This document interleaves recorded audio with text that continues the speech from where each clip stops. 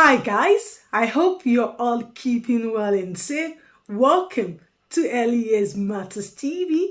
So today I've got an interesting topic. I'm going to be talking about how you can be successful at a preschool teacher job interview. Yes, I know that this is the season of interview. We're in summertime. A lot of people have applied for jobs and they're being called for interview. If you're one of those that you've applied for a preschool teacher job interview and you have an interview at hand, I would like to say congratulations to you for reaching this far.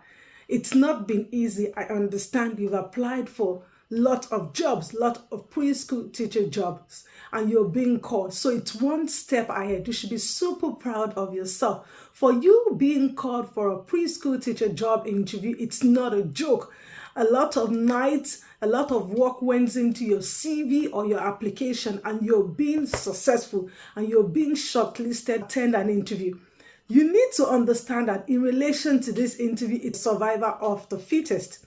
You need to understand that maybe 10 people or 5 people are called for the same job, and it's only one person that they're going to give the job to. So it's a survivor of the fittest.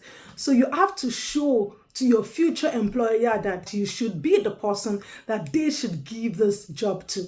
Let's be realistic, it's competitive. People that they called for this interview, they've what you've got as well, application, and based on your application or CV, you guys are being called for an interview. So you have to show your future employer that the job should come to you. So this is the reason for this video, to tell you your selling point, how you can sell yourself, that your future employer will look at it that they don't have any option but to give the job to you. So now let's dive straight into it. So during the interview, you need to demonstrate your passion for early childhood. This is important. And you have to let your passion come across throughout the interview. So if you're being called for the interview, they must have told you. For instance, sometimes they let you know that the interview might be for 30 minutes, 40 minutes, or an hour. So during the 30 minutes, 40 minutes, 1 hour, your passion in relation to early childhood must cause. Your future employer must see that you're very passionate in relation to early childhood. So when they're asking you the question, be enthusiastic in relation to answering these questions. Don't just be dull. Don't just be passive. Don't pass the message that you don't want to be here. Don't let your future employer see you that this is not the job for you, that you're being forced. So demonstrate your passion for early childhood. Let it come across from your facial expression, your posture. Let them see that you love early childhood. When they're asking you questions, but passionate in relation to how you answer these questions. Demonstrate your passion for early childhood. Weave this into all the questions that they're asking you. You demonstrate how you're so passionate about early childhood as well. What are the things that you've been doing in the last 5 years in relation to early childhood? How you're passionate about it. Maybe, for instance, you're an advocate for change in relation to early childhood. Let it cut across during the interview. Let your future employer see that you're so passionate in relation to early childhood education. You need to showcase your teaching philosophy. This is important.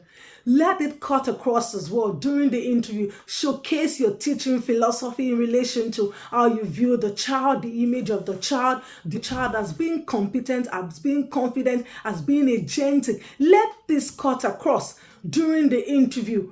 In philosophy, your pedagogical strategies that implement in your early childhood classroom. Let this cut across. Let your future employer seize this as well. Sell your selling point. I'll tell you, your philosophy of education, your philosophy of teaching is your selling point. Your pedagogical strategy is your selling point. Let them know the pedagogical strategy you're going to be implementing in your early childhood classroom. Is it active listening? Is it empowering the children? Is it positioning? And so on. Let this cut across during the interview. Let them know your philosophy of teaching, your philosophy of education, your pedagogical strategy that you're going to implement in your early childhood classroom. You need to understand that you're not the only one that is fighting for this spot. You're not the only one that is fighting for this job position. So you need to sell yourself. Highlight what you have that others don't have during this interview. So you showcase your philosophy of education, the image of the child, how do you view the child, your pedagogical strategy that you're going to be be implementing in your early childhood classroom.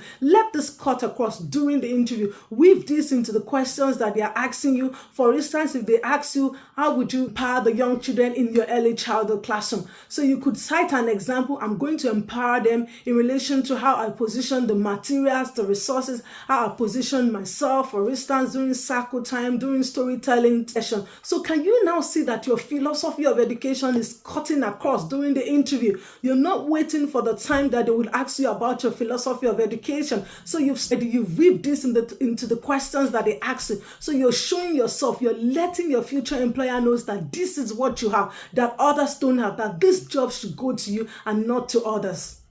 This video, I'm going to continue in relation to how to be successful at a preschool teacher job interview. If you found this video helpful, kindly subscribe, and not just only subscribe, turn on that notification bell so that whenever a new video is being dropped on this channel, you definitely be the first person to be notified. And until I come your way next time, stay safe and mind yourselves for now. Bye.